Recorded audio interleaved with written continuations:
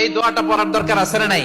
সকালবেলা যদি পড়েন 3 বার, সারাদিন তারা আপনার জন্য মাগফিরাতের দোয়া করবে। আর ওই দিন ইন্তেকাল করলে আল্লাহ তাআলা শহীদ হিসেবে আপনাকে কিয়ামতের দিন দাঁড় করাবে। আবার সন্ধ্যাবেলায় যদি পড়েন, সারা রাতের জন্য 70,000 ফেরেশতা মাগফিরাতের দোয়া করবে। ওই রাতে মারা গেলে শাহাদাতের মৃত্যু নসিব হয়ে যাবে।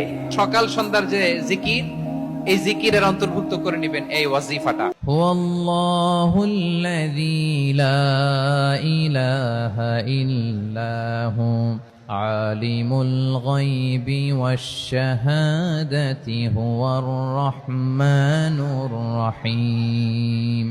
والله الذي لا إله إلا هو الملك القدوس السلام المؤمن المهيمن العزيز الجبار المتكبر سبحان الله عما يشركون هو الله الخالق البارئ المصور له الأسماء